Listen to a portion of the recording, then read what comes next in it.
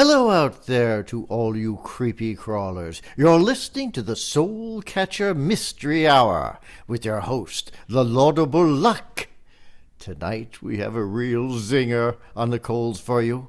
For those of us out there who feel that we don't belong, you may find this tale to your liking. Poor Ava, just another sad sack of a human being, hoping that something will come along to change her fate. Well, she may be in luck. But does she get more than she bargains for? Join me, my dear listeners, as I regale you with the tale of the radio and the gramophone.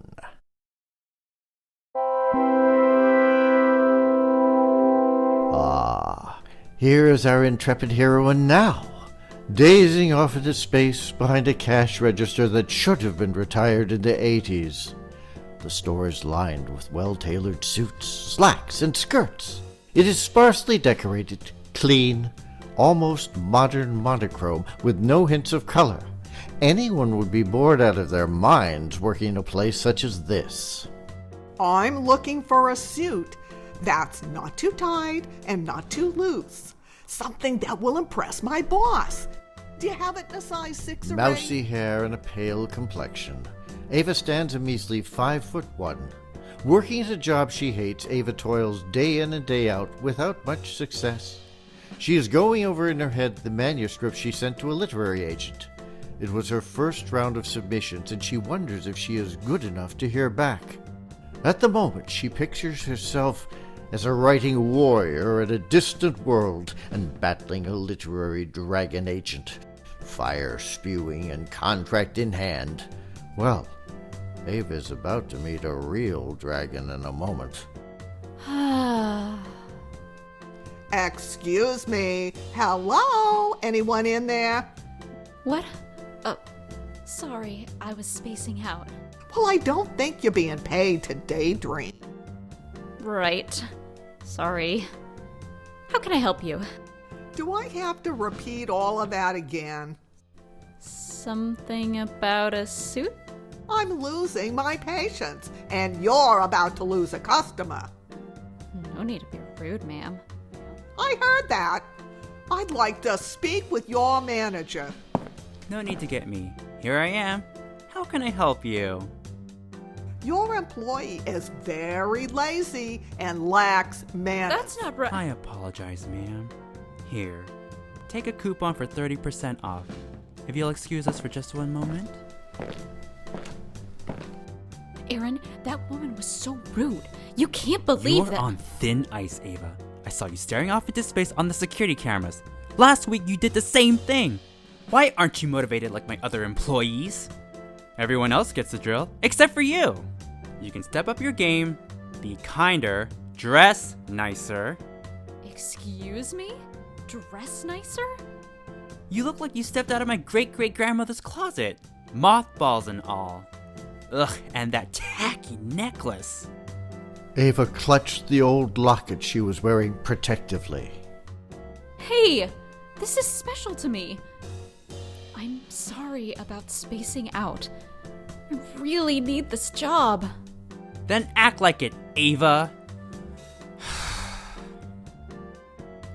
Today, I'm putting you in the stockroom. Just pack everything away and then go home.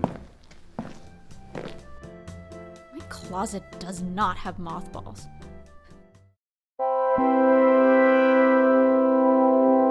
On her way home, Ava came across her neighbor Brenda lifting boxes onto a moving truck. She is stout and tiny, but can be fierce like a mother badger. Brenda has a warm, round face that invites everyone in, like that aunt that you want to have lunch with. Can you grab that for me? Oh, Brenda, jeez, this is so heavy. I know. Heave ho. Ugh. What happened to that teenager that was helping you? I think he ran off to get high. Figures. Hey, I've got some stuff up in the attic if you want to take a look. I really shouldn't. I have so much nonsense already. Oh, come on. You can never have too much nonsense. All right. The women make their way upstairs to Brenda's attic. To any uninitiated, Brenda's attic looks like a history museum. She had many overseas adventures with her historian husband. Right by the entryway stairs lay a series of ancient vases. Next to those, framed pottery pieces that looked like they belonged to the Paleolithic era. In the corner stood an imposing suit of armor dated to the 15th century. Daggers and swords from various places in time adorned the walls. In the center of it all sat a most curious old radio, built in the cathedral style of the 20s. It seemed to give off a glow that draws the viewer's eye right to it.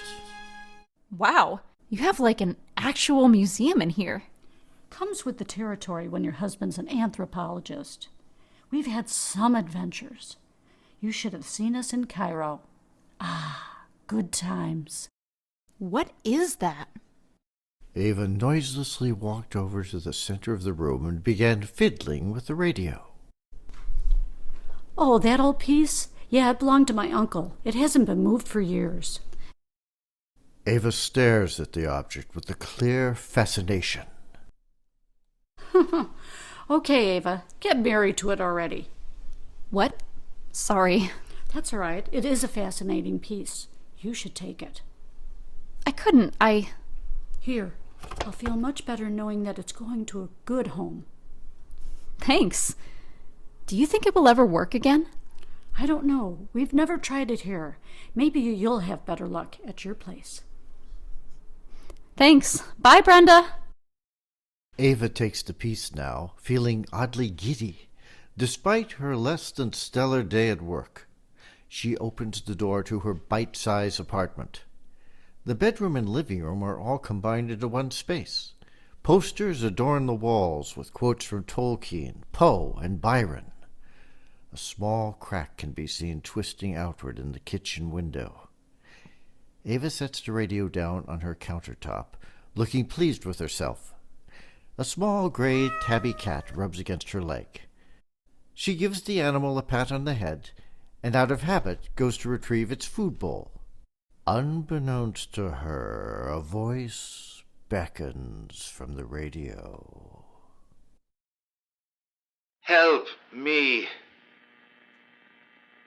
Help me.